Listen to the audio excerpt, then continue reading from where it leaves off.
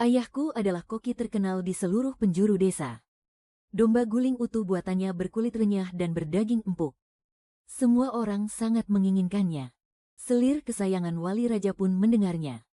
Dia menyuruh ayahku pergi ke istana untuk memasak. Secara khusus meminta hidangan domba guling utuh ini. Saat ayahku dilemparkan keluar setelah pergi ke sana, seluruh kulit dan daging di tubuhnya hangus terbakar. Ternyata, itu karena selir kesayangan itu tiba-tiba punya keinginan aneh. Dia menginginkan domba panggang yang tidak berbau seperti domba. Setelah ibuku mengetahuinya, dia tidak meneteskan air mata setetes pun. Pada bulan kedua setelah kematian ayahku, ibuku membawa sisa uang yang kami miliki. Lalu pergi ke rumah Nenek Liu di ujung gang. Nenek Liu adalah orang yang luar biasa. Dia memiliki sepasang tangan yang ajaib. Wanita yang sudah pernah menikah pun bisa dia ubah kembali menjadi gadis perawan. Hanya saja, konon rasanya sangat menyakitkan. Dulu ada seorang nona yang berteriak kesakitan sepanjang malam. Dia bahkan hampir meninggal. Tapi setelah ibuku kembali, dia tidak mengeluh sakit sedikit pun. Wajahnya hanya terlihat sedikit pucat. Dia memanggilku ke hadapannya. Mulai sekarang, jangan panggil aku ibu lagi. Panggil aku kakak saja. Apa kamu mengerti kenapa? Aku mengerti. Ibuku tersenyum. Dia memujiku karena aku pengertian. Dia membawaku pergi ke ibu kota. Kami menemukan sebuah rumah tua yang reyot untuk ditinggali. Setelah itu, di jalan besar depan kediaman wali raja, dia memasang sebuah kuali besar dan mulai menjual sup domba. Keahlian ibuku memasak domba dipelajari dari ayahku. Ayahku adalah koki yang terkenal di seluruh penjuru desa. Hidangan andalannya adalah domba guling utuh. Meskipun sama-sama dipanggang, domba guling utuh buatan ayahku, bumbunya jauh lebih meresap daripada buatan yang lain. Kulitnya renyah dan dagingnya sangat empuk. Aroma dagingnya kaya, tetapi tidak berbau prengus. Bahkan orang yang biasanya bersikeras tidak mau makan daging domba. Setelah mencium aromanya, tidak bisa menahan diri untuk terus memakannya. Saat ayahku memasak, ibuku membantu memasak di dapur belakang. Istri pemilik kedai lain banyak yang berada di depan untuk menarik pelanggan. Tapi ibuku tidak pernah menunjukkan wajahnya. Karena ibuku terlahir dengan paras yang sangat cantik. Kecantikan yang terlalu mudah mengundang masalah. Dan kami sekeluarga hanyalah rakyat jelata yang tidak punya siapa-siapa untuk diandalkan. Di zaman seperti ini, kami tidak sanggup mencari masalah. Kami hanya berharap bisa menghindarinya. Satu-satunya saat ayahku menjadi pusat perhatian adalah ketika orang-orang dari kediaman Pangeran Wali mendengar tentang hidangan kambing panggang utuhnya yang tiada duanya di dunia. Mereka mengundangnya untuk memasak bagi sang pangeran. Ayahku dengan gembira berkata pada ibuku, "Uang hadiah kali ini pasti banyak. Nanti akan sering kubelikan beberapa set pakaian baru untukmu. Dan juga akan kubuatkan sepasang kelinci kecil dari emas murni untuk anding kita sebagai hiasan rambut." Hahaha, aku paling suka kelinci kecil. Aku langsung melompat ke pelukan ayahku. Kelinci. Aku mau kelinci kecil. Hahaha. Pegang yang erat, kelinci kecil kita akan terbang. Pegang erat-erat. Hahaha. Hia, hahaha. Kuda tua berangkat. Ayahku, sambil tersenyum lebar, menggendongku di punggungnya dan berlarian di dalam rumah. Ibuku di belakang, tertawa sambil berkata, "Hati-hati, jangan sampai anak kita jatuh." Waktu-waktu seperti itu terasa seperti mimpi. Seandainya aku tahu, aku tidak akan menginginkan kelinci kecil itu. Aku hanya ingin ayahku. Ayahku dilemparkan oleh para pelayan dari pintu belakang kediaman Pangeran Wali. Dibuang begitu saja. Jalanan ramai dengan orang yang lalu lalang. Tapi tidak ada satu orang pun yang berani menolongnya. Karena itu sudah menjadi sesosok manusia yang hangus terpanggang. Kulit dan daging di tubuhnya semuanya menghitam. Dari bagian yang retak, darah dan nanah mengalir keluar bersamaan. Pada akhirnya, seorang paman sekampung yang baik hati membawanya pulang menggunakan gerobak di kegelapan malam. Itu karena si Liu Muyao. Semua karena dia. Hanya karena satu kalimat. Dia tega memanggang orang yang baik-baik saja.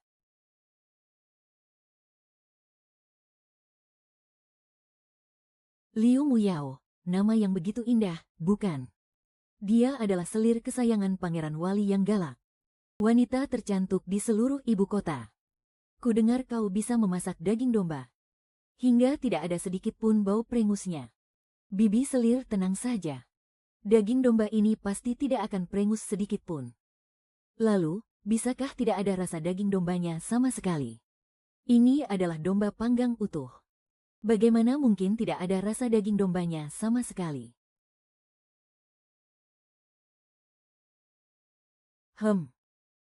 Siapa bilang tidak bisa?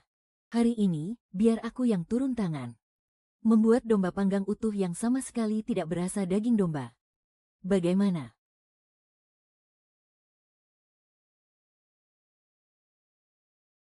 Dia menyuruh orang untuk menyumpal mulut ayahku. Mendandaninya hingga terlihat seperti domba. Lalu meletakkannya di atas api untuk dipanggang. Hahaha. Bukankah ini domba panggang utuh yang tidak ada rasa daging dombanya? Pada akhirnya, dia menatap ayahku yang terpanggang hingga kulitnya pecah dan dagingnya terkoyak. Aku pernah bilang, aku tidak akan pernah menjadi seorang selir. Bahkan pangeran pun sudah setuju. Kau itu apa-apaan? Beraninya kau memanggilku bibi selir. Liu Mengyao paling benci jika ada yang mengatakan bahwa dia adalah seorang selir. Dia adalah seorang dayang istana yatim piatu yang dibawa kembali dari medan perang oleh Xiao An. Mereka telah melalui hidup dan mati bersama. Nyawa dibalas nyawa. Perasaan mereka begitu dalam. Namun, di kediaman Xiao An, sudah ada istri sah yang dinikahinya atas perintah orang tua. Istri sah ini berasal dari keluarga bangsawan yang terpandang. Meskipun Xiao An tidak memiliki banyak perasaan padanya, dia sama sekali tidak boleh diceraikan. Oleh karena itu, satu-satunya status yang tersisa untuk Liu Mengyao hanyalah selir. Tapi dia tidak terima. Aku tidak akan menerima status sebagai selir ini. Aku dan Kak An telah melalui hidup dan mati bersama di medan perang perbatasan utara. Kami bersumpah untuk menjadi pasangan sehidup semati. Dengan gunung salju sebagai saksinya. Sekarang, menyuruhku menjadi selir, itu sama sekali tidak mungkin. Aku tidak peduli bagaimana dunia memandangku. Selama kau menganggapku sebagai satu-satunya istrimu. Xiao An merasa terharu sekaligus bersalah. Terharu oleh perasaan cinta Liu Mengyao yang begitu tulus. Karena rasa bersalah atas perbuatannya di masa lalu. Dia memang menyembunyikan fakta bahwa dirinya sudah menikah. Dia hanya bisa memperlakukannya dengan semakin baik. Liu Muyao bilang ingin makan hidangan laut air tawar. Xiao An segera memerintahkan orang untuk menempuh ribuan mil ke Jiangnan. Membawa kembali ikan segar dengan menunggang kuda secepat mungkin. Saat dia sakit kepala dan demam, Xiao An pun membatalkan pertemuan di istana dan menemaninya di kediaman. Lalu karena suasana hatinya sedang buruk, dia membakar seorang rakyat jelata yang tak bersalah di depan umum. Bagi Xiao An, meskipun hal itu agak merepotkan, tapi itu bukanlah masalah besar. Mu Yao paling sensitif soal statusnya. Orang asing ini juga salah karena tidak bisa menjaga bicaranya. Selama tidak ada korban jiwa, suruh saja kepala pelayan memberinya lebih banyak perak untuk mengobati lukanya. Ibuku mendengar semua itu dari orang sekampung kami. Dia tidak mengatakan apa-apa, hanya memegang sendok dengan lembut. Mencoba menyuapi ayahku air. Ayahku sudah tidak bisa menelannya lagi. Hanya dengan satu kalimat ringan obati lukanya dari orang berkuasa itu. Seolah-olah tidak ada apa-apa yang terjadi. Tapi seseorang, 60 hingga 70% kulit di seluruh tubuhnya hangus hitam dan bernanah. Bagaimana mungkin bisa diobati? Aku sudah berusaha semampuku. Tabahlah. Sebenarnya, ayahku seharusnya sudah tiada sejak lama. Alasan dia bisa bertahan hingga napas terakhirnya adalah karena ada sesuatu yang ingin dia sampaikan pada ibuku. Kamu, jangan pernah. Jangan sampai tahu. Jangan balas dendam. Tenang saja, aku tidak akan membahayakan diriku sendiri. Dia itu Raja Wali. Bahkan Kaisar pun segan padanya. Aku hanyalah seorang wanita biasa. Berapa banyak nyawa yang kupunya untuk membalaskan dendammu? Aku. Mulai sekarang, aku akan hidup dengan baik bersama Aning. Lagi pula, perak yang kau simpan tidak sedikit. Akan kututup toko kita. Lalu aku akan membawa An-Ning pergi jalan-jalan saat musim semi. Di musim panas, menikmati bunga teratai. Di musim gugur, membuat kue osmanthus. Di musim dingin, membuat manusia salju.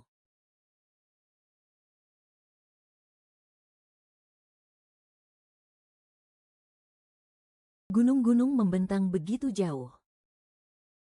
Mentari fajar di musim gugur membawa duka. Terlalu banyak urusan mendesak yang membebani. Setelah pemakaman ayah selesai, di dalam buntalannya, aku menemukan sepasang kelinci emas mungil. Aku memeluknya erat-erat. Air mataku menghapus noda darah di kelinci mungil itu. Ibu, aku ingin pergi ke ibu kota. Ibuku memandangi uang kertas sembahyang yang beterbangan di langit. Setelah terdiam cukup lama, ibu berkata, tentu. Kita memang harus pergi ke ibu kota. Orang-orang bilang hidup di ibu kota itu mahal. Biaya hidupnya tinggi dan tidak mudah, tetapi bagiku dan ibu, sepertinya tidak sesulit itu. Ibu pandai memasak. Cukup dengan mendirikan sebuah kuali. Semua orang datang karena tertarik dengan aromanya. Aku juga sangat cekatan. Membantu di depan kedai untuk menarik pelanggan dan menerima uang. Tuan, sup kambingnya, lezat sekali, silakan datang lagi. Supnya kental dan berwarna putih susu. Ditaburi daun bawang yang hijau segar. Rasanya sungguh lezat. Usaha kami pun sangat laris. Hingga pada suatu hari, saat aku baru saja mengangkat semangkuk sup, seseorang menendang pinggangku dengan keras dari belakang. Ah, aduh. Ah.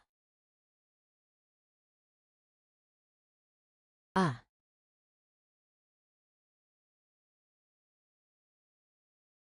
Ading. Di hadapanku berdiri para pengawal dari kediaman Pangeran Bupati. Di belakang barisan pria-pria kekar itu, ada seorang wanita cantik yang mengenakan gaun berwarna kuning angsa. Wanita cantik itu mengerutkan dahinya. Wajahnya penuh dengan ketidaksenangan. Hancurkan kedai mereka. Melihat para pengawal itu hendak menyerbu, aku bergegas maju untuk melindungi kuali kami.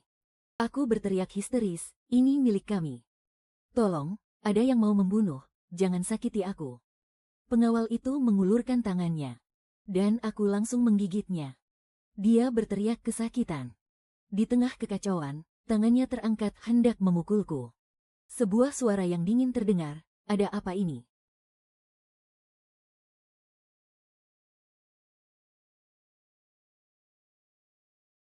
Hormat, Yang Mulia Pangeran. Pangeran Wali, paman dari Kaisar saat ini, Xiao An. Di ibu kota yang megah ini, kalian membuat keributan seolah-olah akan terjadi pembunuhan. Sangat tidak pantas. Kalau aku tidak di sini. Kak An. Kakak tahu, aku paling tidak tahan dengan bau daging kambing. Tadinya aku mau berdiskusi baik-baik dengan mereka. Apakah mereka bisa pindah sedikit lebih jauh? Siapa sangka anak anjing ini langsung maju dan menggigit orang. Makanya, para bawahanku ini tidak sengaja menumpahkan panci supnya. Pelayan itu segera mengangkat tangannya yang kugigit hingga berdarah-darah. Untuk menjadi saksi bagi Liu Muyao. Xiao An menghela napas. Kalau begitu, suruh orang untuk membantu mereka memindahkan warungnya. Seketika, dua orang pelayan maju untuk menarik ibuku. Ibuku berusaha keras untuk bangkit, tapi kembali terduduk. Ujung roknya tersingkap, memperlihatkan sepasang betisnya yang memerah karena luka bakar. Dan di tengah tarik-menarik itu, penyamarannya terlepas dari wajahnya. Dan wajah aslinya pun terlihat. Seperti kata pepatah, pakaian sederhana pun tak bisa menyembunyikan kecantikan yang luar biasa. Seketika, kedua pelayan yang jorok itu terpana. Bahkan Xiao An pun sedikit tertegun. Apalagi, seorang wanita cantik yang menahan air mata. Terlihat jauh lebih menyedihkan dan patut dikasihani. Sambil menahan tangis, ibuku perlahan bangkit dan bersujud kepada Xiao An. Hamba pantas mati ribuan kali. Hamba akan segera pindah ke tempat yang jauh.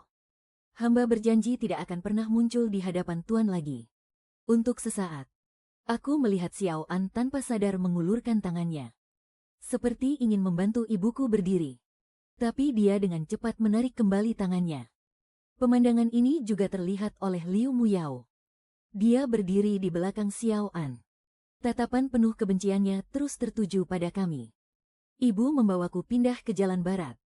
Aku menyewa sebuah ruko untuk tempat singgah sementara. Tempat ini terpencil. Jarang ada pelanggan. Dalam sehari, kami tidak menghasilkan banyak uang. Aku pergi ke gunung di sekitar untuk memetik tanaman obat. Aku ingin membantu mengompres luka ibu agar dia merasa lebih baik. Ibu mencium keningku. Tapi dia malah melemparkan tanaman obat itu ke dalam anglo. Jangan mati. Aku mengerti maksudnya. Tapi mataku tetap saja memerah karena tak kuasa menahan tangis. Ayahku paling menyayangi ibuku. Ibu hanya tergores sedikit saja, dia sudah panik. Melihat ibuku menderita luka bakar seperti ini. Betapa sedihnya dia. Rasa sakit ini mungkin tidak ada 1/10.000 dari rasa sakitnya saat itu. Pikiranku tentang rasa sakit ibu belum usai. Dari aula depan sudah terdengar suara panci dan mangkuk, serta gayung dan baskom yang berjatuhan. Aku berlari ke aula depan dan melihat Liu Muyao. Dia datang bersama belasan pelayan dan wanita tua. Para wanita tua itu membalikkan semua meja dan kursi yang telah kami siapkan dengan susah payah. Peralatan dapur dihancurkan berserakan. Apa yang kalian lakukan? Apa yang kalian lakukan? Di mana perempuan jalang yang menggoda pangeran itu? Ibuku diseret keluar dari halaman belakang. Lukanya belum sembuh. Dia tidak bisa berjalan dengan baik. Kedua betisnya yang melepuh terseret di atas permukaan tanah yang kasar. Ujung gaunnya dengan cepat basah oleh darah. Dasar jalang. Kau pikir aku tidak bisa melihatnya? Hanya karena kau merasa dirimu sedikit cantik. Kau berani berlagak menyedihkan di depan pangeran. Jika hari ini aku tidak memberimu pelajaran, aku khawatir kau tidak akan pernah berhenti berniat merayu laki-laki. Dua wanita tua menahan ibuku dari kiri dan kanan. Liu Muyao mencabut tusuk konde emasnya dan hendak menggoreskannya ke wajah ibuku. Jangan. Hahaha, nyonya. Aku mohon padamu. Kakak keduaku tidak pernah melakukan hal jahat. Aku mohon, kalau kau mau membunuh, bunuh saja aku. Jangan bunuh kakak keduaku. Liu Muyao menjadi sangat marah. Tusuk konde emas itu hampir saja menancap ke tubuhku.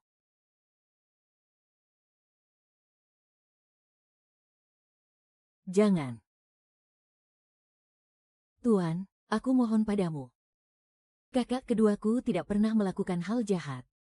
Aku mohon, jika kau ingin membunuh, bunuh saja aku. Jangan bunuh kakak keduaku. Liu Muyao menjadi sangat marah. Tusuk konde emas itu hampir saja menancap ke tubuhku.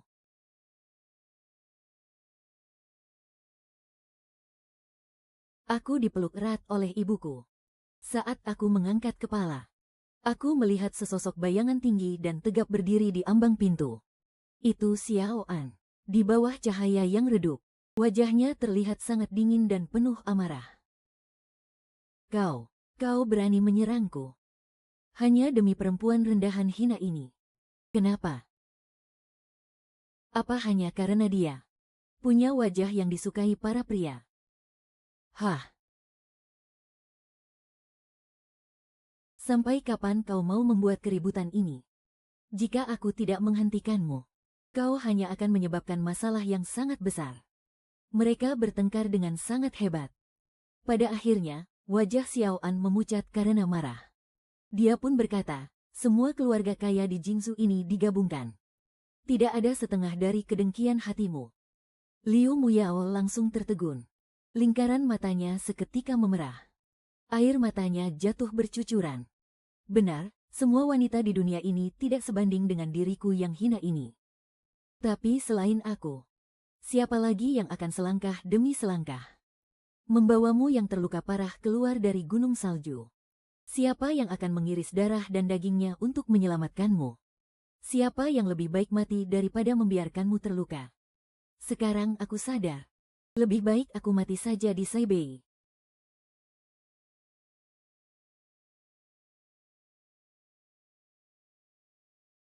Para pelayan wanita berlutut di lantai dengan ketakutan.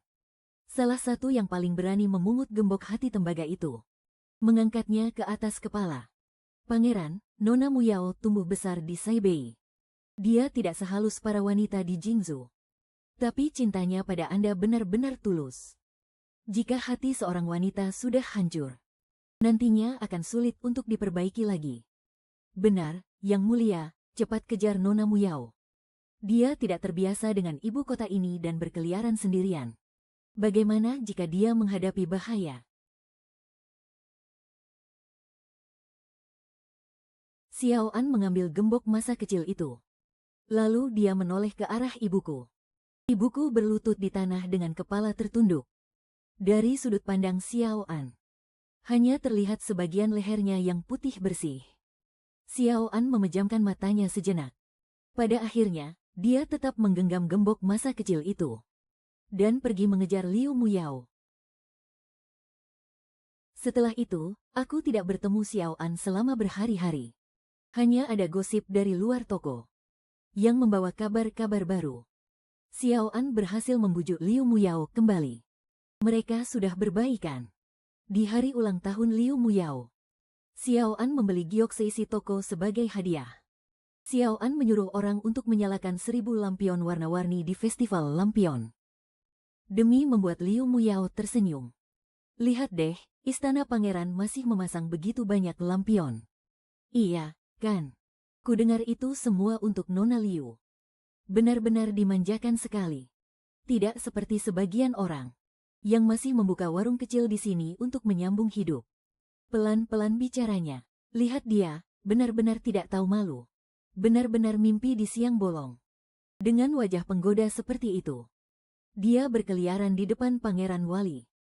Kalau bukan menggoda, apalagi namanya. Sekarang Nona Muyao sudah punya waktu luang. Dia pasti akan segera memberinya pelajaran. Betul, betul, betul.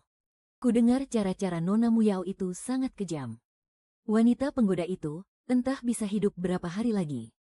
Pantas saja mereka bergosip seperti itu.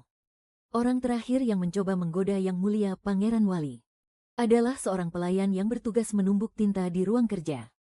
Dia hanya menyelipkan beberapa bunga di rambutnya dan tersenyum pada Pangeran Wali. Keesokan harinya, mayatnya ditemukan di dalam sumur. Wajahnya penuh dengan luka sayatan.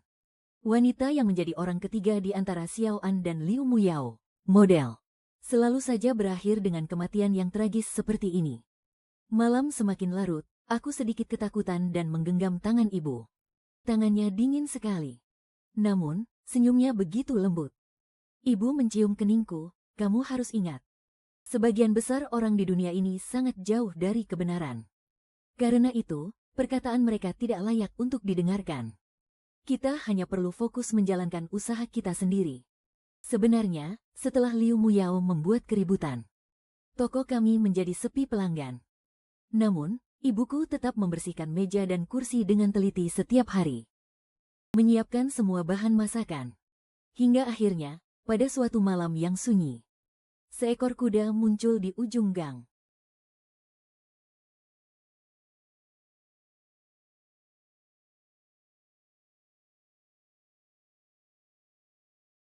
Sudah tutup. Ibuku keluar dari halaman belakang. Xiao An menatapnya. Dia pun menatap Xiao An. Cahaya bulan menyusup masuk melalui celah tirai. Keduanya saling bertatapan, terasa begitu singkat. Namun juga terasa sangat lama. Lama tidak bertemu. Setelah momen itu berlalu, ibuku menyingkir untuk memberinya jalan. Mungkin Liu Muyao tidak akan pernah tahu bahwa sebelum dia datang membawa orang untuk menendang warung di depan gerbang kediaman pangeran, Xiao An pernah menjadi pelanggan tetap ibuku. Setiap selesai melatih pasukannya di Kamda Liu, dia akan kembali di tengah kegelapan malam dengan tubuh yang lelah. Ibuku sudah memasak sup kambing yang lezat untuknya. Semangkuk sup hangat yang mengepul adalah satu-satunya pelipur lara di tengah malam. Setiap kali, Xiao An akan menghabiskan semangkuk sup sebelum pulang untuk beristirahat. Dia selalu mengenakan pakaian biasa, mengaku sebagai prajurit penjaga malam di kediaman pangeran. Dan kami pun berpura-pura tidak mengetahui identitas aslinya. Itu adalah masa-masa yang sangat indah. Di sana, Xiao An bukan lagi seorang pangeran wali yang menguasai seluruh pemerintahan. Tetapi hanya seorang prajurit yang lapar. Makan di depan warung milik dua orang saudari. Dan bertukar beberapa patah kata. Saat itu, cadar ibuku belum disobek oleh Liu Muyao. Xiao An tidak bisa melihat wajahnya. Tetapi bisa mencium aroma dari tubuhnya.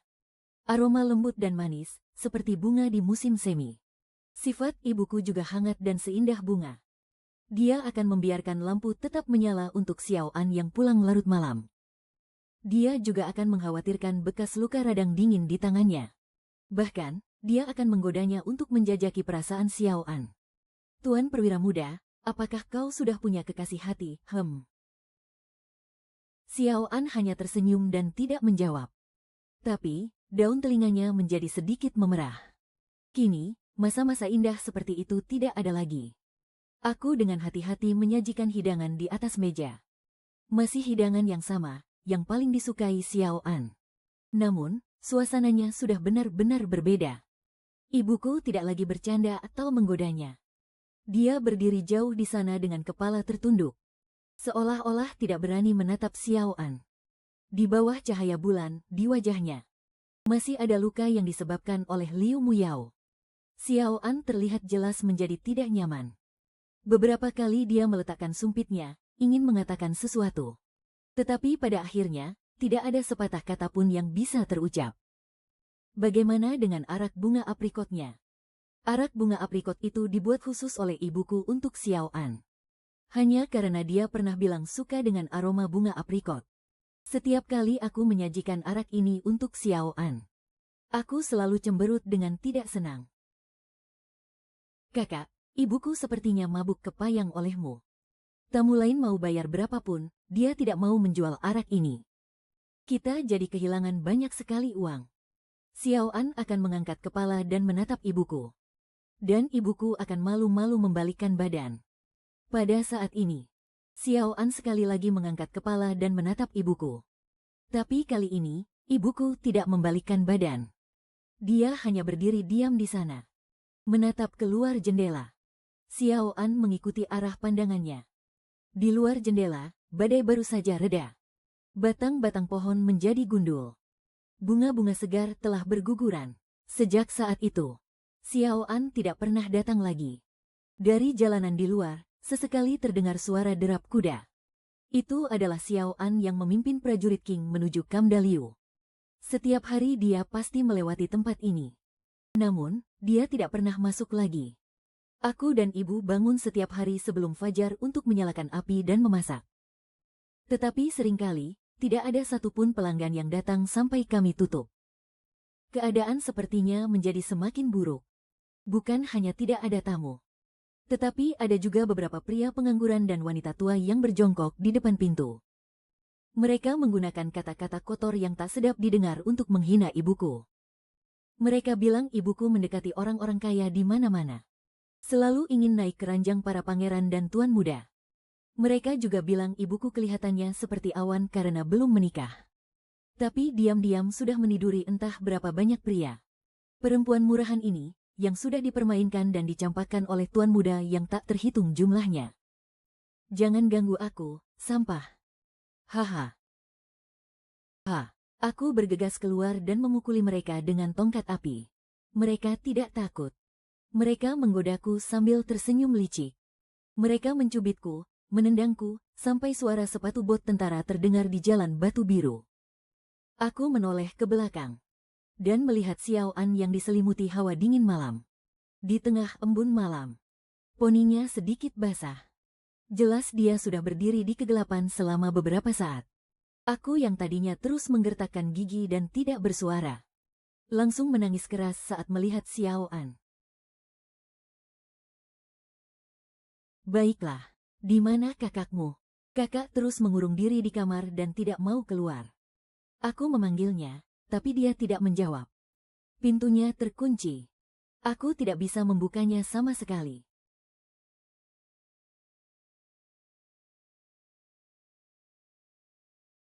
Aku melakukannya. Ibuku menggantung dirinya di balok kayu. Xiao An menebas kain sutra putih itu dengan sekali tebas. Dia menggendongnya turun. Mata ibuku terpejam. Wajahnya sangat pucat. Seperti manusia salju. Seolah akan meleleh detik berikutnya. Kakak, kumohon jangan mati. Aku hanya memilikimu. Hanya kamu. Lan Fu. Sadarlah. Itu adalah nama ibuku. Dulu, sebelum Xiao An datang ke Sitan untuk mengunjungi kedai. Ibuku pernah dengan sengaja menjatuhkan sebuah sapu tangan. Di atasnya tersulam namanya. Dan sekuntum bunga anggrek yang tampak hidup. Saat itu, Xiao An tidak mengambilnya. Membiarkannya terus tergeletak di tanah. Kalau dilihat sekarang, sapu tangan itu tidak dipungut. Tetapi malah tertinggal di dalam hatinya. Perang untuk menaklukkan hati ini begitu panjang. Selangkah demi selangkah telah dilalui. Kini akhirnya tiba di saat yang paling menentukan. Di tengah panggilan Xiao An yang terus-menerus, ibuku. Akhirnya dengan susah payah membuka matanya. Saat ia menyadari bahwa itu adalah Xiao An, dia pun memejamkan matanya. Setetes air mata mengalir jatuh. Pangeran. Seharusnya tidak datang. Aku memang seharusnya tidak datang. Lagi pula, kalaupun datang hanya untuk melihat wajah dinginmu ini. Kenapa, Sen Lanfu? Kau jelas punya begitu banyak kesempatan untuk memohon padaku agar menolongmu. Kenapa kau tidak pernah bicara? Kau tahu jelas orang-orang itu dikirim oleh Liu Muyu. Dan kau juga tahu jelas kalau aku selalu menjagamu diam-diam. Tapi kau sama sekali tak mau melirikku sedikit pun. Apa karena aku dulu telah membohongimu? Sehingga kau lebih memilih mati daripada datang memohon padaku sekali saja. Setelah Xiao An mengatakan semua itu, dia sedikit terengah-engah. Aku belum pernah melihatnya seemosional ini. Apa pangeran sudah selesai bicara? Kalau sudah, silakan pergi.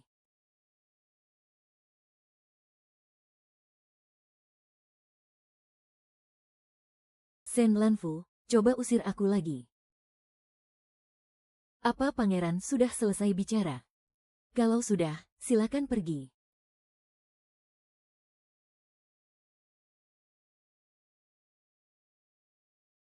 Sen Lanfu, coba usir aku lagi.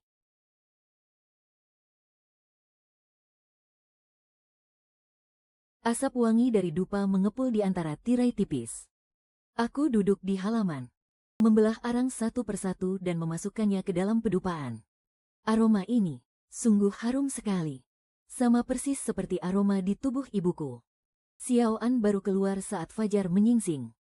Aku sudah selesai memberinya makan kudanya dan membersihkan pedangnya. Saat aku menyerahkan pedang itu kepadanya, aku menundukkan kepala. Dia berjongkok dan bertanya kenapa aku menangis. Aku sangat senang untuk Ajie. Tapi aku juga mengkhawatirkannya. Mulai sekarang, biar aku yang melindungi kalian. Aning tidak perlu takut apapun. Pada hari ibuku dibawa masuk ke kediaman pangeran. Liu Muyao mengamuk hebat. Dia menghunus pedang dan ingin membunuh ibuku. Tetapi dia tiba-tiba melihat sebaris orang berlutut di gerbang halaman. Mereka adalah orang-orang yang dikirim Liu Muyao ke gerbang untuk mempermalukan para preman dan wanita tua yang mencaci maki ibuku. Pada saat itu juga, lidah mereka semua telah dicabut. Mereka hanya bisa mengeluarkan jeritan pilu yang tidak jelas. Pemandangan itu benar-benar terlalu mengerikan. Hingga Liu Muyao langsung pingsan di tempat. Saat sadar, dia menghancurkan semua barang porselen di dalam ruangan. Wanita hina, kelak kau pasti akan menerima balasanmu. Orang-orang di kediaman pangeran tidak lagi gemetar ketakutan di hadapannya seperti sebelumnya. Karena semua orang tahu, wanita yang paling disayangi oleh pangeran sudah berganti dari Liu Muyao menjadi Sen Lanfu. Namun, Sen Lanfu tidak sombong dan sewenang-wenang seperti Liu Muyao. Sebaliknya, dia sangat lembut dan sopan. Pada hari kedua di kediaman itu, dia pergi menyajikan teh untuk sang putri. Sang putri dari keluarga Cui sedang duduk di ruang doa, mengenakan pakaian sederhana, sambil mengetuk genta kayu. Saat mendengar ibuku masuk, dia hanya berkata dengan datar, di kediaman pangeran ini Tak kusangka masih ada orang yang ingat bahwa aku, dari keluarga Cui, masih berada di sini. Sang putri dari keluarga Cui sudah lama diabaikan di kediaman ini. Xiao An tidak menyayanginya. Liu Muyao menindasnya. Para pelayan pun berani meremehkannya. Bahkan, dia kehilangan seorang anak karena ulah Liu Muyao. Xiao An hanya berkata, Muyao tidak sengaja. Sejak saat itu, Putri Cui mengasingkan diri di ruang doa. Hatinya telah menjadi abu. Tidak ada lagi yang mengingat nyonya rumah yang tak berdaya ini. Semua orang di kediaman pangeran, dari atas hingga bawah, menghormati Liu Muyao sebagai yang utama. Namun, pada saat ini, ibuku menghidangkan secangkir teh. Dan akan selalu mengingat kebaikan yang mulia putri. Ning, kau sudah menerima hadiahnya. Tapi kau belum berterima kasih pada yang mulia putri. Hamba, Ning, berterima kasih pada yang mulia putri. Aku mengeluarkan sepasang kelinci emas kecil itu. Di bagian bawahnya, ada ukiran kecil huruf Cui. Tangan Nyonya Cui mulai gemetar. Di matanya yang biasanya selalu tenang bagai sumur tua itu, terlihat gejolak badai yang dahsyat. Dia teringat, dalam peristiwa yang sangat kejam itu, Nyonya Cui adalah satu-satunya orang di seluruh kediaman pangeran yang pernah menolong ayahku. Setelah menjadi penganut Buddha, dia selalu bervegetarian. Karena itu, dia tidak menghadiri perjamuan domba panggang waktu itu. Saat dia melihat kobaran api yang membubung tinggi dan bergegas ke sana. Ayahku sudah dipanggang di atas api hingga wujudnya tak lagi seperti manusia. Nyonya Cui sudah lama mengasingkan diri dari urusan duniawi. Dia sudah memutuskan untuk tidak berselisih dengan Liu Muyao. Tapi pada hari itu, dia tetap menunjuk Liu Muyao dan murka. Menginjak-injak nyawa manusia. Menyebabkan penderitaan bagi makhluk hidup. Apa kau tidak takut masuk neraka? Hahaha. Kakak, bukankah kau sudah memutuskan untuk tidak ikut campur urusan duniawi? Kenapa keluar dan marah-marah sebesar ini? Apa jangan-jangan, tinggal di aula doa tidak membuat hatimu tenang? Orang yang dipanggang di atas api ini, jangan-jangan kekasihmu, ya? Meskipun berkata begitu, pada akhirnya Liu Muyao melambaikan tangannya dengan bosan. Domba ini tidak terpanggang dengan baik. Hentikan panggangannya, buang saja. Nyonya Cui tahu dia tidak seharusnya ikut campur. Ini karena Xiao An terlalu memihak pada Liu Muyao. Jika dia membuat Liu Muyao tidak senang, orang yang akan celaka pada akhirnya adalah dirinya sendiri. Tapi pada akhirnya, dia tidak tega. Di satu sisi, dia mengirim orang untuk memberitahu orang-orang sekampung ayahku. Di sisi lain, dia membuka buntalan milik ayahku. Di dalamnya ada sebuah daftar barang. Tertulis di sana, belikan sepasang kelinci emas kecil untuk Ning. Benar. Kelinci emas kecil di dalam buntalan itu bukan dibeli oleh ayah. Saat itu dia belum sempat. Nyonya Cui lah yang melihat daftar itu. Dan seketika ia meneteskan air mata. Lalu ia kembali ke kamarnya. Dari harta bawaan pernikahannya, ia mengambil sepasang kelinci emas kecil. Itu adalah peninggalan dari mendiang ayahnya, yang telah meninggal bertahun-tahun lalu. Ia memasukkan sepasang kelinci itu ke dalam buntalan ayah. Sebagai seorang ayah, ia memberikan hadiah terakhir untuk putrinya. Begitulah. Seorang istri utama yang lemah dan dipaksa masuk ke aula doa. Dan seorang selir rendahan yang tak terduga. Mereka saling bertatapan dalam diam di bawah sinar matahari. Pada saat inilah, takdir mereka akhirnya menyatu dengan sempurna.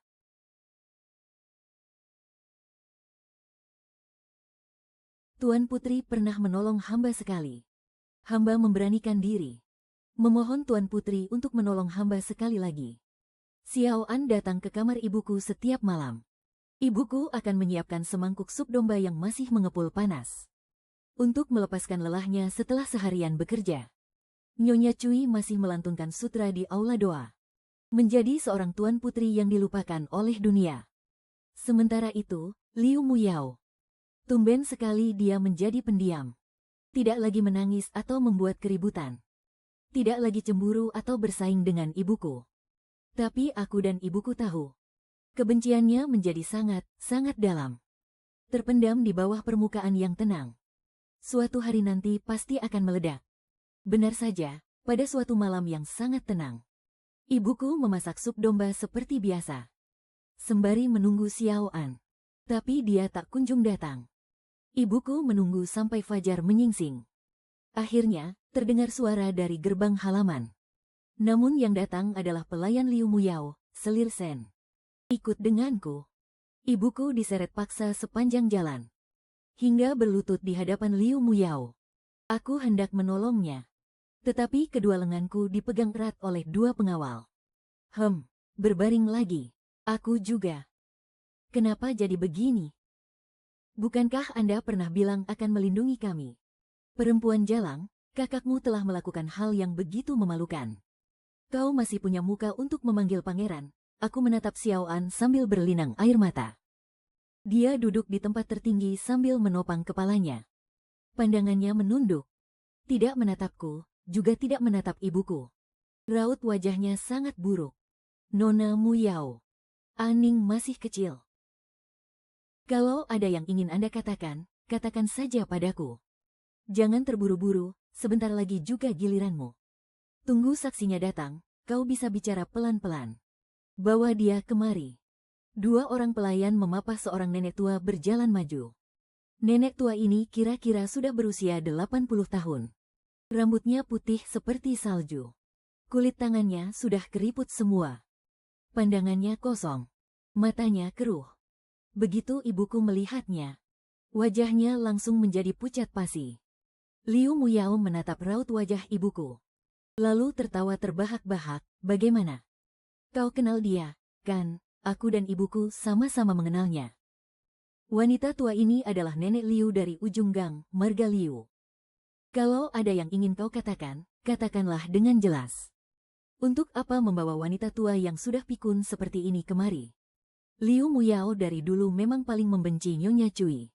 Melihatnya bertanya, dia pun tersenyum dingin. Nenek Liu ini terkena stroke pada awal tahun. Pikirannya memang sudah tidak begitu jernih. Tapi sebelum itu, dia adalah tabib sakti yang sangat terkenal di dataran tengah. Dia bisa membuat racun dan menggunakan gu. Dan yang lebih hebatnya lagi, dia bisa mengubah wanita yang sudah menikah kembali menjadi perawan.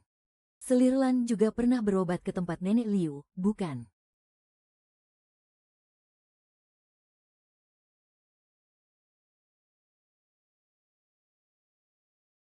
Hamba katakan tidak. Apakah pangeran percaya? Jangan berpura-pura menyedihkan lagi. Kau tidak mengaku juga tidak apa-apa. Biar nenek Liu sendiri yang mengenalimu. Kau, lihat baik-baik wanita ini. Apa dia pernah datang mencarimu? Mata nenek Liu yang keruh menatap ibuku.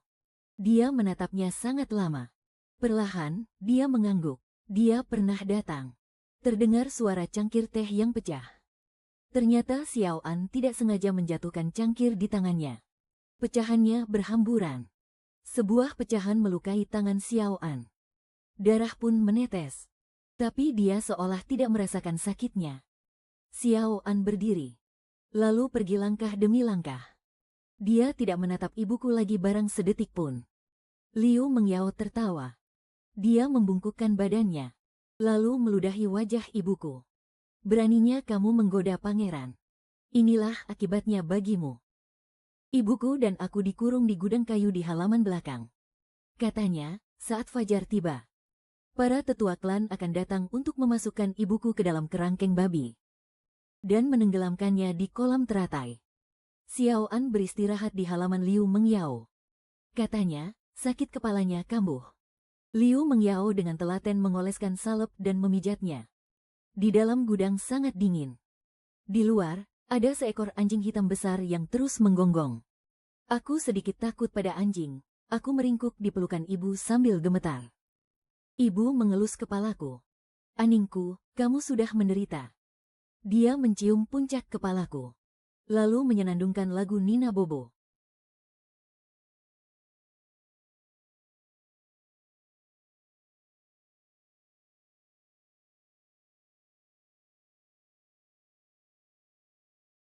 Saat aku masih sangat kecil, ayah selalu menyanyikan lagu ini untuk menidurkanku.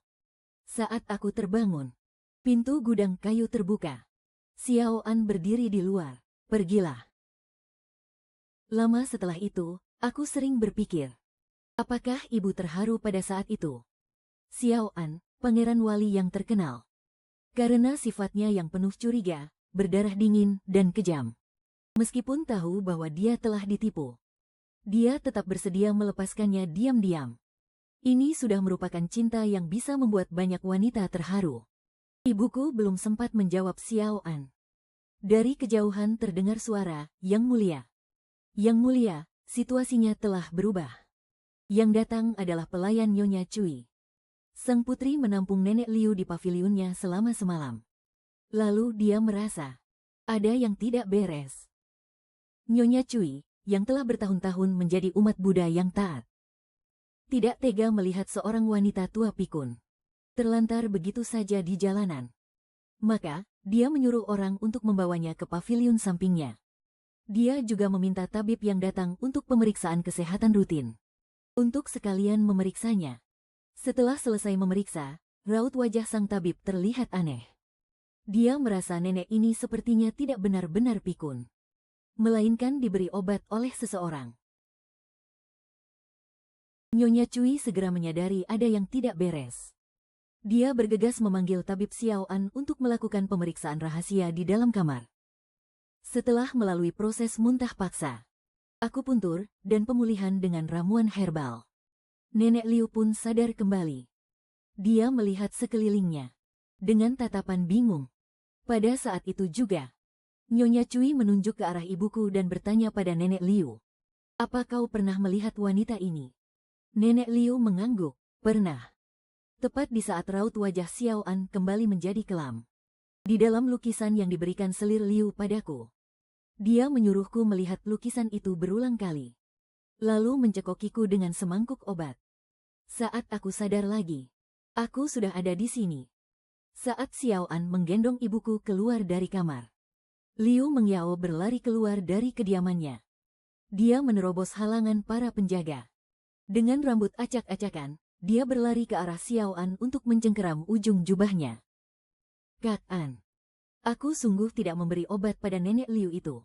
Sungguh, bukan aku." Xiao An tidak lagi mendengarkan pembelaannya.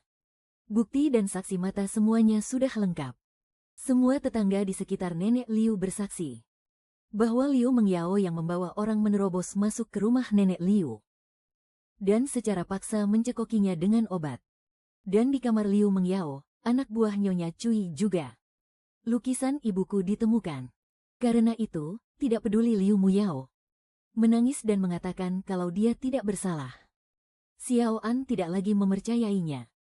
Dia hanya menatap Liu Mengyao dengan jijik, lalu melemparkannya ke tanah becek setelah hujan. Aku melihatnya menangis dan mengamuk. Lalu diam-diam memanjat tembok menuju pintu belakang kediaman pangeran. Nenek Liu sudah berdiri di sana menungguku. Aku memasukkan sekantong besar emas ke dalam pelukannya. "Terima kasih, Nenek. Tolong sampaikan juga terima kasih ibuku kepada para tetangga." Nenek Liu tidak mengambil emas dari tanganku. Dia mengelus kepalaku sambil menahan isak tangisnya. "Setiap kali mulutku terasa hambar, aku selalu teringat daging kambing buatan ayahmu, Hang." Liu Mengyao dikurung. Dia menangis dan mengamuk di dalam kamarnya, memohon untuk bertemu dengan Xiao An. Tapi Xiao An tetap tidak mau menemuinya. Dia menghabiskan seluruh waktunya di halaman ibuku. Saat hujan pertama di musim gugur turun, Liu Mengyao jatuh sakit. Sakitnya sangat parah. Ada luka beracun di tubuhnya. Luka yang didapatnya demi Xiao An. Dulu di medan perang Saibei, dia pernah menahan sabetan pedang untuknya. Pedang itu beracun.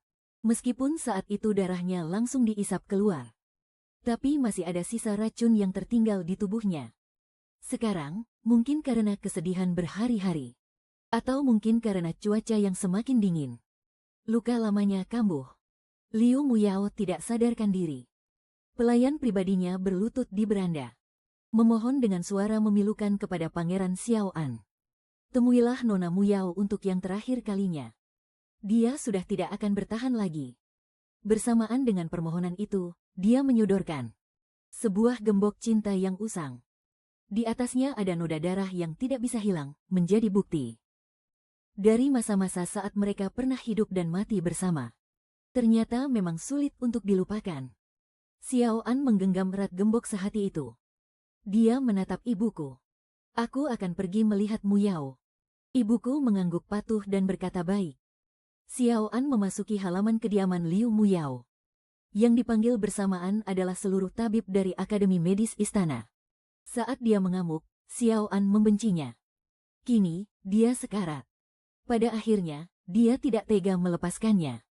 Obat-obatan berharga yang tak terhitung jumlahnya terus diberikan padanya. 3 hari kemudian, Liu Mu Yao akhirnya sadar dari komanya. Dan hal pertama yang dia lakukan setelah sadar adalah memeluk Xiao An dan menangis sejadi-jadinya. Kakanda, aku tidak mau lagi cinta sejati untuk satu pasangan saja. Aku yang terlalu serakah. Aku seharusnya tidak begitu. Aku hanya memohon padamu, jangan tinggalkan aku. Jangan buang aku. Ayahku punya sebuah rumah di Jiangnan. Ada juga seorang tabib istana yang kita kenal tinggal di sana. Bagaimana kalau kita biarkan Nona Mu Yao memulihkan diri di sana? Xiao An memijat pelipisnya.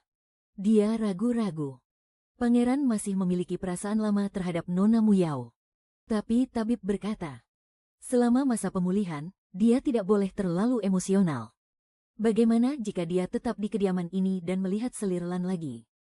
Selain itu, perut Selirlan juga semakin hari semakin membesar. Di saat Liu Mu Yao sedang sakit parah, ibuku didiagnosis hamil. Demi anak yang dikandungnya bisa lahir dengan selamat. Dan juga agar Liu Mu Yao tidak lagi marah dan membahayakan kesehatannya. Xiao An akhirnya setuju. Kak An, aku ingin tetap berada di sisimu. Aku tidak mau pergi kemanapun. Kak An, aku ingin tetap berada di sisimu.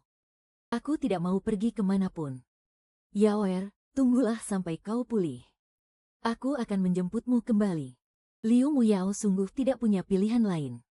Dia menangis hingga tak sadarkan diri. Lalu dinaikkan ke kereta kuda yang menuju Jiangnan. Waktu berlalu dengan cepat.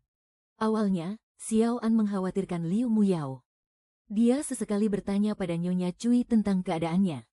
Belakangan, Xiao An semakin jarang bertanya. Pikirannya sepenuhnya tertuju pada ibuku. Ibuku sebenarnya sudah mulai menua. Kerutan halus mulai muncul di sudut matanya. Pesonanya perlahan memudar. Tapi dia masih bisa memasak hidangan yang sangat lezat. Xiao An masih sangat suka meminumnya. Sup kambing buatannya, jika beberapa hari tidak diminum, akan sangat dirindukan. Saat ibuku sekali lagi menyajikan sup kambing untuknya, dia membelai rambut ibuku dan bergumam pelan. Kau sudah punya uban. Ibuku hanya tersenyum dan tidak berkata apa-apa. Sebenarnya, ibuku sudah lama beruban. Pada malam saat aku jatuh dan meninggal, rambutnya memutih dalam semalam. Usia kandungan ibuku semakin besar. Tabib istana berkata bahwa tidak baik lagi jika ibu tidur bersama Xiao An. Dalam kesunyian malam yang panjang, pandangan Xiao An jatuh padaku. Usiaku sudah 16 tahun. Seperti ranting yang bertunas, aku perlahan-lahan mekar. Menanggalkan rupa kanak-kanakku. Dan memasuki usia remaja. Xiao An sering datang ke halaman rumah ibuku. Dia mulai dengan menceritakan kisah tentang persembahan gadis-gadis muda. Lalu dia menyinggung tentang kakak beradik yang menjadi permaisuri. Maksudnya tidak lain adalah agar kakak beradik melayani satu suami yang sama. Ibuku masih tersenyum dengan begitu lembut dan penurut. Aku khawatir tidak punya berkah seperti itu. Kau dan Aning sama-sama orang yang beruntung. Dia tidak mengerti. Ibuku sebenarnya mengatakan bahwa orang yang tidak beruntung itu adalah dia. Pada musim dingin tahun itu, Xiao An jatuh sakit. Sakitnya datang tiba-tiba dan parah. Nyonya Cui memimpin para wanita di rumah untuk bergiliran merawatnya. Awalnya mereka pikir itu tidak serius. Siapa sangka hanya dalam setengah bulan, penyakitnya menjadi semakin parah. Beberapa wanita yang sedang merawatnya dimarahi habis-habisan oleh Xiao An. Bahkan ada bekas luka di tubuh mereka. Semua orang bisa melihat bahwa Xiao An mulai curiga. Jatuh sakit separah ini tanpa alasan yang jelas. Selain karena takdir yang buruk, ada satu kemungkinan, yaitu ada orang di dekatnya yang ingin mencelakainya. Pada hari itu, saat salju tebal baru saja reda, Xiao An memanggil ibuku dan aku dengan tergesa-gesa. Katanya, karena akhir-akhir ini terus minum obat, mulutnya terasa hambar. Dia ingin mencicipi lagi sup kambing buatan ibuku. Ibuku membuatkan sup dan menghidangkannya untuk Xiao An, tapi dia tidak meminumnya. Malah, dia tersenyum dan menatapku. Aning, kemarilah. Minum sup ini. Aning, kemarilah. Minum sup ini. Paduka, apa yang hendak Anda lakukan? Lanfu. Kenapa sup buatanmu selalu memiliki aroma yang aneh? Karena di dalamnya ada darah hamba. Darahmu. Aku periksa tubuhmu, tak ada satu luka pun. Paduka, hamba mohon. Hamba rela melakukan apapun. Lepaskan Aning dan Lanfu. Aku tahu kau paling menyayangi Aning. Aku berjalan mendekat, mengambil mangkuk itu, dan meminumnya sampai habis. Enak sekali. Kuah sup yang putih susu dan harum itu mengalir ke dalam tubuhku. Rasa nikmat yang luar biasa hampir membuatku tak bisa berdiri tegak. Melihatku meminumnya hingga tak bersisa setetes pun. Tatapan mata Xiao An menjadi sedikit lebih lembut. Mungkin karena dia sedang sakit. Pikirannya melayang jauh. Melayang hingga ke Saibei. Bagaimana keadaannya sekarang? Awalnya, aku berencana menjemputnya kembali setelah kau melahirkan. Tapi sekarang, aku sendiri juga jatuh sakit. Apa besok masih mau sup kambing? Tidak usah. Baguslah. Lagi pula, di tubuh Nona Muyao juga sudah tidak ada banyak daging yang tersisa. Apa katamu? Lagi pula, di tubuh Nona Muyao juga sudah tidak ada banyak daging yang tersisa.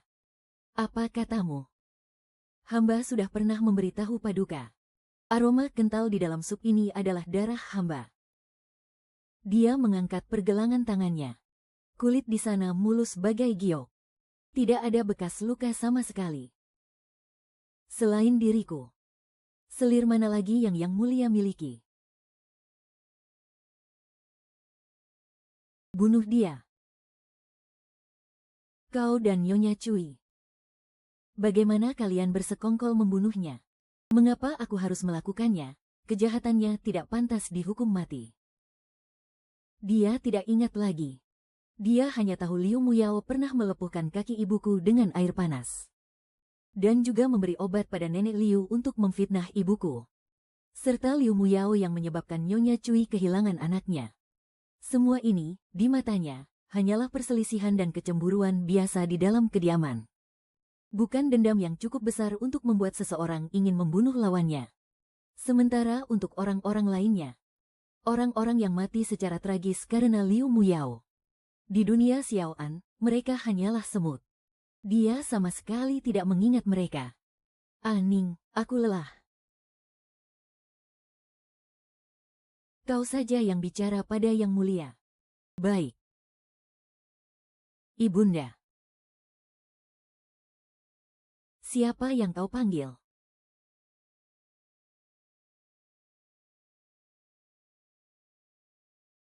Aku menceritakan sebuah kisah pada Xiao An. Kau menyukai kecantikan ibuku. Tapi ada orang yang tidak. Ayahku adalah salah satunya. Karena di tahun ayahku bertemu dengan ibuku, penampilannya sama sekali tidak cantik. Di antara para pengungsi, dia kurus kering seperti tauge. Rambutnya acak-acakan. Hanya sepasang matanya yang bersinar yang terlihat. Seseorang merebut roti bakpaunya. Dia menerjang maju, tapi karena tidak berhasil, dia pun menggigit orang itu. Menggigit sampai mulutnya sendiri penuh dengan darah. Ayahku membantu ibuku menghajar orang itu. Lalu membelah rotinya dan memberikan separuhnya kepada ibuku. Ibuku melahapnya sampai habis. Lalu berkata, lapar. Ayahku pun terpaksa memberikan sisa rotinya kepadanya. Ibuku menghabiskannya lagi. Dia menjadi sangat malu dan menundukkan kepalanya. Masih lapar. Ayahku tidak berkata apa-apa. Ibuku mengira pemuda yang berlagak dewasa ini pasti sudah muak. Tidak menginginkan dirinya lagi. Tepat saat ibuku berjalan pelan untuk berjongkok di dekat tembok, ayahku berlari kembali. Semuanya ada di sini. Kau tunggu saja. Kelak, aku akan membawakan semua makanan terenak di dunia untuk kau makan. Dia menepati janji itu. Selama belasan tahun berikutnya, dia mempelajari semua masakan lezat di dunia dan memasaknya satu persatu untuk ibu. Mereka memiliki seorang putri dan memiliki toko kecil mereka sendiri. Seharusnya masa depan mereka bisa begitu bahagia dan sempurna. Hingga Pangeran Wali yang berada jauh di ibu kota mendengar tentang keahliannya dan memintanya untuk memanggang domba. Aku pergi ke ruang bawah tanah dan membawa Liu Muyao keluar. Jalang kecil, aku tahu siapa kau. Kau dan orang rendahan yang seharusnya dipanggang sampai mati itu memiliki wajah yang sama persis. Tunggu sampai aku memberitahu pangeran. Dia tertegun karena dia melihat Xiao An. Tangan dan kaki Xiao An diikat dan diletakkan di atas tumpukan kayu. Dia. Domba pertama. Kau. Yang kedua. 2 bulan setelah kematian Xiao An dan Liu Muyao, ibuku melahirkan seorang anak. Ayah menyerahkan anak itu kepada Nyonya Cui. Nyonya Cui selalu menginginkan seorang anak. Tapi karena Liu Muyao, dia tidak akan pernah bisa memiliki anak kandung seumur hidupnya. Nyonya Cui memeluk bayi dalam bedungan itu dan menangis bahagia. Kau mau pergi kemana?